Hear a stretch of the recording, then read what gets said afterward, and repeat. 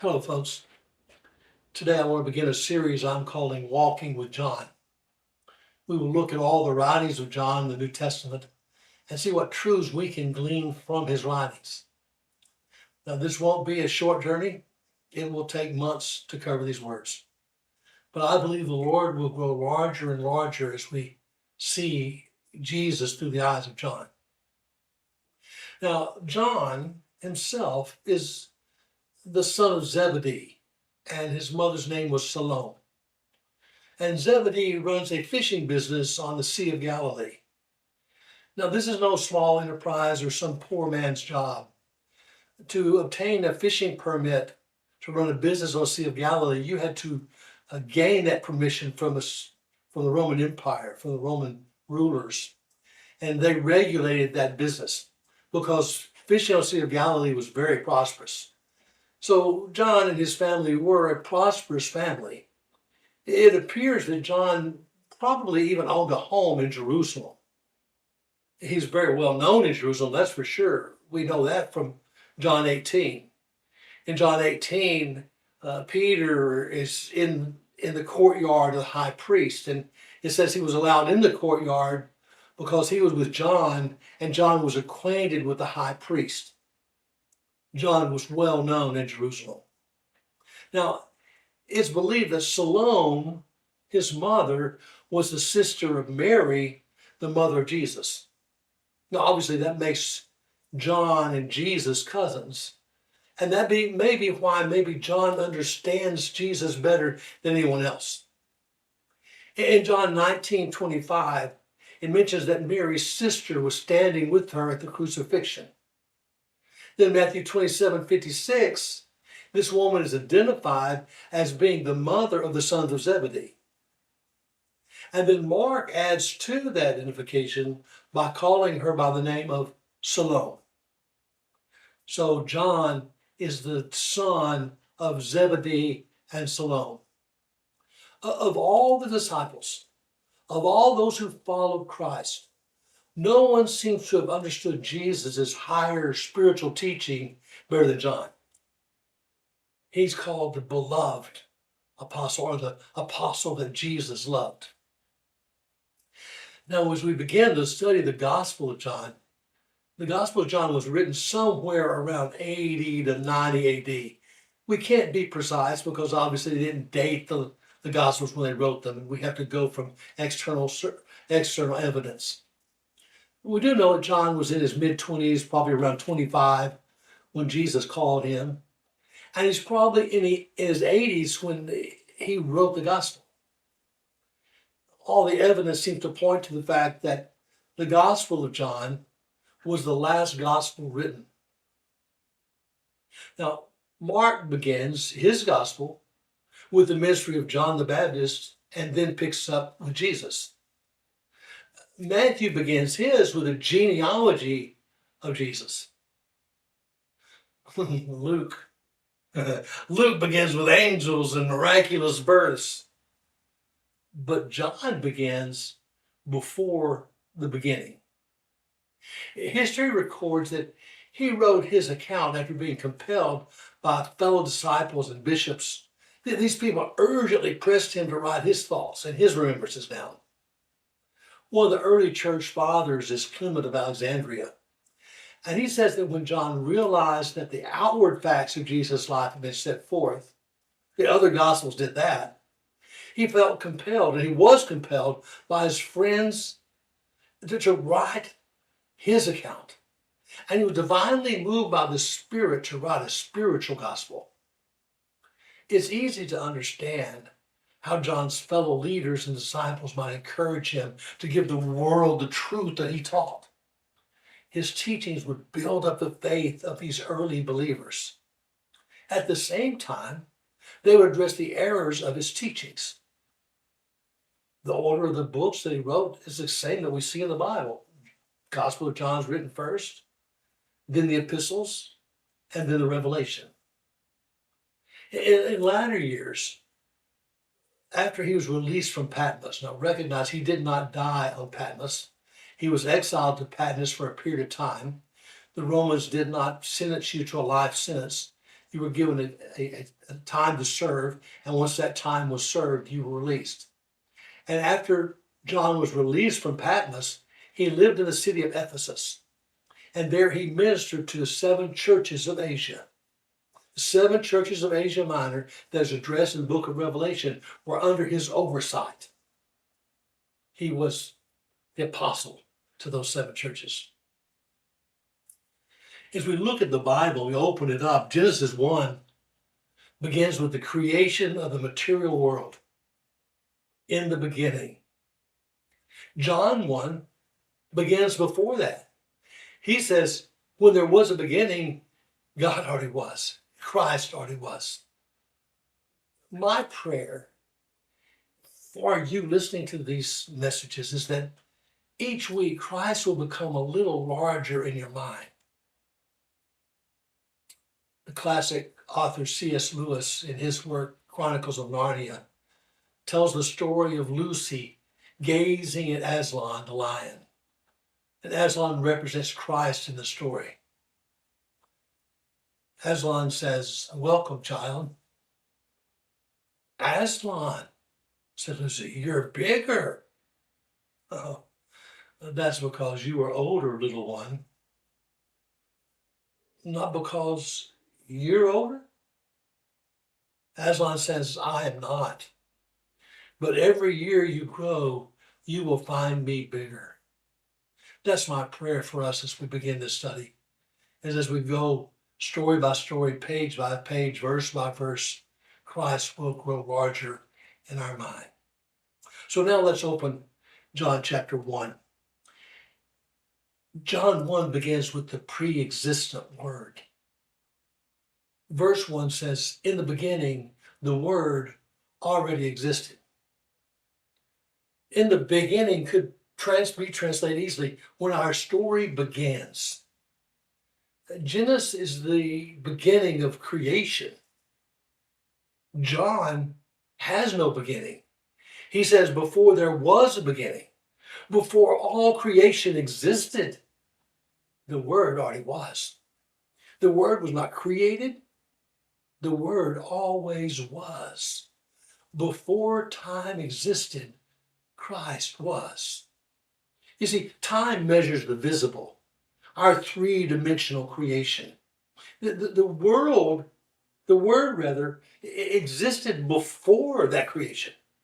Before there was this three-dimensional creation of length and width and depth, but before that existed, the Word already existed. In John 8:58, Jesus says, "I tell you the truth, before Abraham was even born, I am." Now, some will say Jesus wasn't claiming to be God. But if you look at the whole story, that's not what the leaders thought. The Pharisees and leaders were ready to stone him for blasphemy because he was calling himself equal with God. In John 17, we have that high priestly prayer of Christ as he's kneeling there in the Garden of Gethsemane before his arrest and crucifixion. And in verse 5, he says, "Now, Father, bring me into the glory we shared before the world began." When there was a beginning, I was with the Father. I was the Father. We were one. And verse 21 says that they all may be one as you, Father, are in me and I in you, that they may also be one in us, that the world may believe that you sent me. In John chapter 8, verse 38, the New Living Translation says, "For I have come down from heaven not to do my own will, but the will of him who sent me." You see, when you step outside of a dark room into the sunlight doesn't suddenly appear when you stepped out. It already was. You just stepped into it. In the beginning was the Word. And the Word was with God, and the Word was God. He existed in the beginning with God. Now again, that's hard for us to wrap our minds around. Well, we are 3D residents. We can't understand how it can be God. Jesus is God and yet with God. But we need to remember in the spiritual dimension, there's no time. There's no space. parallel that might convey the idea. A speaker and his voice are distinct. If you call me and you're a friend of mine, I will recognize your voice. Your voice is distinct, but it's inseparable from who you are. You can't hear the voice without the speaker, and the speaker is known by his voice. The Son is the eternal self-expression of the Father. I love the way Martin Luther translates this passage. He says, in the beginning was the Word, and God was the Word. Jesus is not just an image of God. He is the visible expression of God. In Colossians 1:15, Paul writes, Christ is the visible image of the invisible God. He existed before anything was created, and he is supreme over all creation. And verse 19 of that same passage, same chapter, Paul writes, for it pleased the Father that in him all the fullness should dwell. Maybe we could bring it into our modern day by imagining a clone of yourself. That clone is not just an image of you. It looks like you because the clone has your DNA. It is created with you. You are part of that clone. This word that is talked about here in John 1 has creative power. Verse 3 says God created everything through him, and nothing was created except through him. Now, in the Greek language, that's just 17 simple little words. But those 17 words redraw the map of reality. Those 17 words explain who made everything, how everything exists, and why Jesus cannot merely be a good teacher or a prophet or a moral example. He is either Lord of all or he's nothing at all. Colossians 1:16 says it this way, for through him God created everything in the heavenly realms and on earth. He made the things we can see and the things we can't see, such as thrones and kingdoms and rulers and authorities in the unseen world. Everything was created through him and for him. He created every category of creation, the visible things and the invisible things, the material things and the spiritual things. All things means all things. The stars in the sky and the soil beneath your feet. He created the angels and the atoms. He created time and space. He created the very breath in your lungs. He created all things. Now we know that the product proves a manufacturer. When you walk into a building, you don't assume that the bricks assemble themselves. Creation itself is a structure. God tells us who built it. John tells us who built it. Creation didn't create itself. Jesus is not a part of creation. He is the source of all creation. Jesus is the light and the life of man. In John 1, verse 4, he says, in him was life, and the life was the light of men.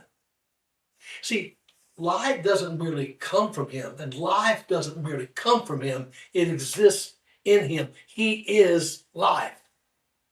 He is not a spiritual flashlight. He's the light that made the world. He is the light that is the source of all light. Genesis 1 tells us that darkness covered the face of the earth at the beginning of creation.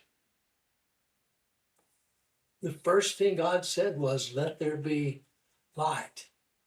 Even though the sun, the moon, the stars were not created until the fourth day, he banished the darkness by creating the light. Jesus is the source of all light. And his first act of creation was to create light. The same is true for us spiritually. We were dead in our sin. Darkness covered our soul. When he came in, life came in.